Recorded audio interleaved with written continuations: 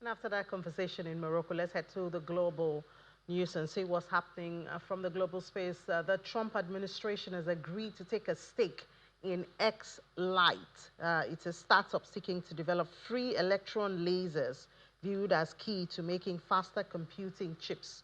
The U.S. Department of Commerce said that the government will inject up to $150 million into the company, but did not disclose the size of the stake.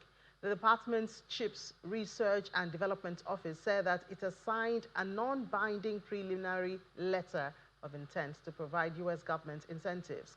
This marks the office's first investment after the Trump administration took over a $7.4 billion Biden-era semiconductor research institute. And the consumers sourced on the current economy and their prospects for the future, with worries growing over the ability to find a job. This is according to a conference board survey that has been released this morning. The board's consumer confidence index for November slumped to 88.7, a drop of 6.8 points from the prior month for its lowest reading since April. Economists surveyed by Dow Jones were looking for a reading of 93.2. In addition, the expectations index tumbled 8.6 points to 63.2, while the present situation index slipped to 126.9. That indicates a decline of 4.3 points. Still from the U.S., core wholesale prices rose less than expected in September, indicating a potential cooling in pipeline inflation pressures. This according to the Bureau of Labor Statistics. The Producer Price Index, a measure of what producers get for final demand goods and services, increased a seasonally adjusted 0.3% on the month, in line with the Dow Jones consensus estimate. However, excluding food and energy, the index rose just 0.1%, and that's below the 0.2% estimate. Both core and headline PPI had decreased 0.1% in August. Headline PPI was up 2.7% from a year ago, while core rose 2.6%. In an era of tariff-driven cost pressures for imports, goods prices drove the PPI increase, rising 0.9% on the month, while services prices were flat. The jump in goods prices was the biggest since February 2024.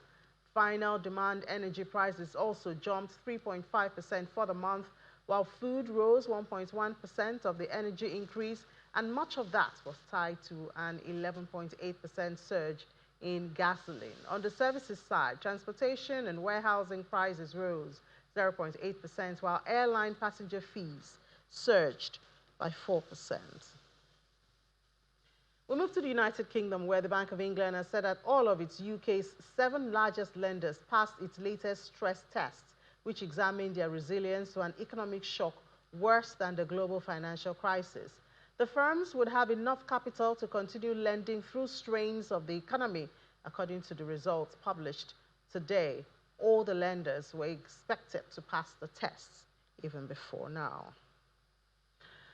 And still in the UK, house prices rose for a third consecutive month, according to one of the country's largest mortgage lenders, in a sign that the markets defied the looming threat of tax hikes ahead of the Labour government's November 26 budget. Average home values increased 0.3% to £227,000 in the month to November. Nationwide Building Society shared this, and building on a downwardly revised 0.2% increase the previous month. The gain marked a third back-to-back rise in prices and was stronger than the 0.1% that was expected by economists. And Sir Keir Starmer has warned that China poses real national security threat to the United Kingdom and hit out at Brexit. It was during a speech at the Guildhall in London. The Prime Minister said that while promises made to the British people ahead of the referendum have been unfulfilled, referring to Brexit, and Sir Keir argues that it would be utterly reckless to consider Brexit as a template for future foreign policy, and attacks politicians who have a corrosive, inward-looking attitude, according to him. He signaled that Kemi Badenoch and Nigel Farage, who have both called for the UK to leave the European Convention on Human Rights, and Zach Poliansky, who wants to leave NATO. Such attitudes, he says, offer grievance rather than hope, according to the Prime Minister.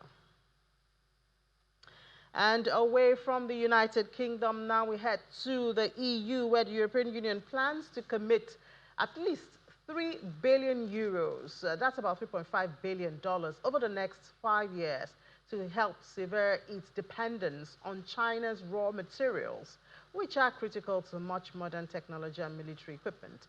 The funding would come from a variety of sources, according to a draft proposal that has been seen, and one EU program, for instance, is expected to contribute about 2 billion euros between 2026 and 2027 for raw materials-related investments.